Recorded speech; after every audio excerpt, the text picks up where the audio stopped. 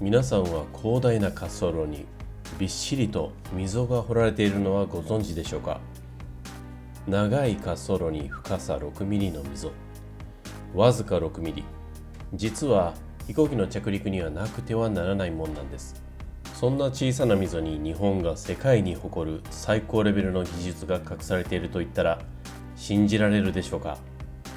今日は飛行機にとって最大の鍵となる深さ6ミリの謎を現役機長の目線で徹底的に解説していきたいと思います。では本日もよろしくお願いします。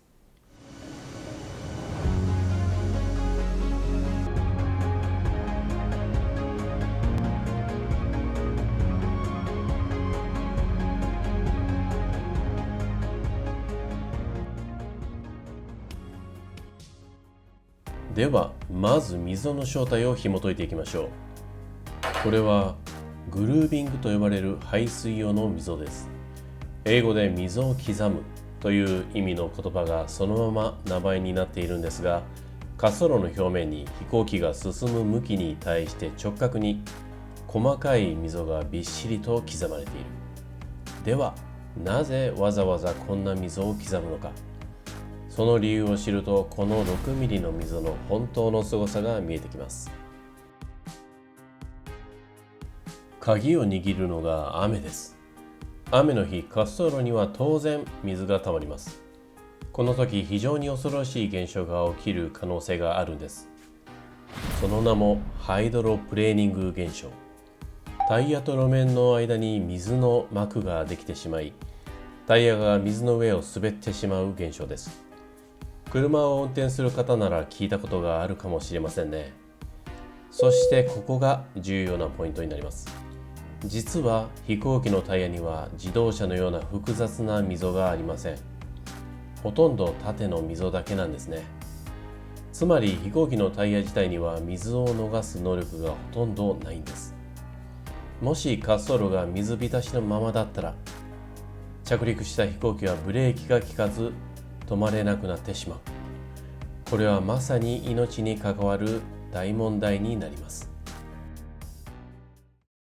ではこの溝がいかに重要か、さらに解説していきましょう。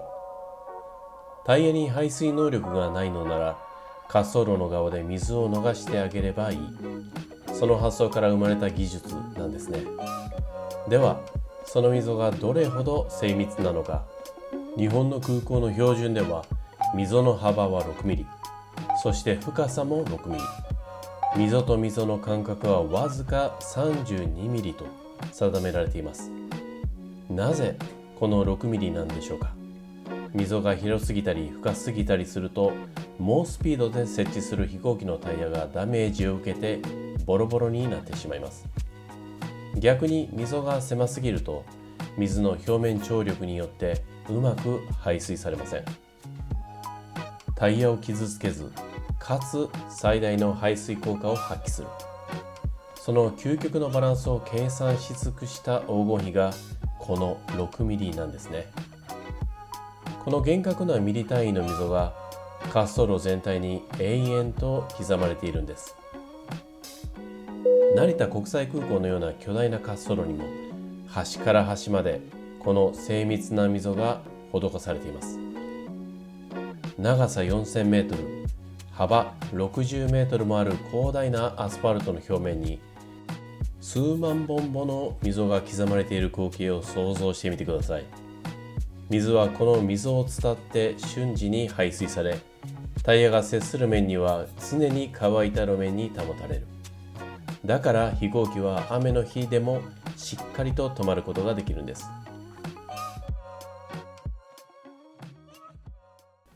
さらに驚くべきことがあります。例えば24時間運用されている関西国際空港、毎日何百機もの飛行機が離着陸を繰り返します。その度にタイヤのゴムが少しずつ滑走路に付着していくんです。そしてそのゴムのカスが大切な排水の溝を少しずつ塞いでいってしまう。そこで空港では定期的に滑走路の滑りやすさを計測し、付着したゴムを除去する作業を行っています。飛行機が飛んでいないわずかな時間を縫ってこうした地道なメンテナンスが日夜続けられているわけです。こうした素晴らしい技術も徹底した管理があるからこそ、ここに日本の本当の凄さがあるということがお分かりいただけたかと思います。さて、ここまで日本の緻密な滑走路についてお伝えしてきましたが、海外の空港はどうなっているのと思うかもしれません。私はこれまで世界のいろいろな空港に着陸してきましたが、さまざまな国の滑走路を経験してきたからこそ感じることがあります。日本のグルービング技術は世界的に見ても本当に素晴らしいんです。もちろん国際的な規定値というものがはっきり決まっているので、運用上危険だということはありません。これは実際に操縦しているリアルな感覚ですが、例えば着陸してから滑走路を離れるとき、滑走路の端で90度直角に旋回して誘導路へ入っていく場面があります。雨が降っていて滑走路が濡れているとき、この旋回は本来とても神経を使う瞬間です。濡れた路面では前輪がつるっと滑ってもおかしくない、実際にそういった経験もあります。ところが日本の滑走路ではこの旋回の時に前輪がほとんど滑らないんです。しっかりと路面を掴んで狙った通りに曲がってくれる。これは他の国では必ずしも当たり前のことではないんですね。さらに着陸の場面でもそうです。雨で濡れた滑走路に降りても、日本ではほとんど計算通りの距離でしっかりと止まることができます。私たちパイロットは着陸前にこの滑走路ならこれくらいの距離で止まれると計算しているんですが、その計算通りに止まれる。これがどれだけ安全で安心なことかお分かりいただけるかと思います。さて、いかがだったでしょうか。何百トンもの機体を安全に受け止めるわずか6ミリの溝はなくてはならないものだったんですね。次に飛行機に乗る際は、ぜひ窓の外の滑走路を眺めてみてください。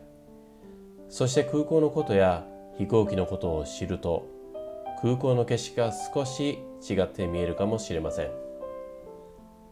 今後もこのように皆さんに知ってもらいたい航空知識や航空情報を発信していきますので、チャンネル登録、そして高評価をよろしくお願いします。では本日はどうもありがとうございました。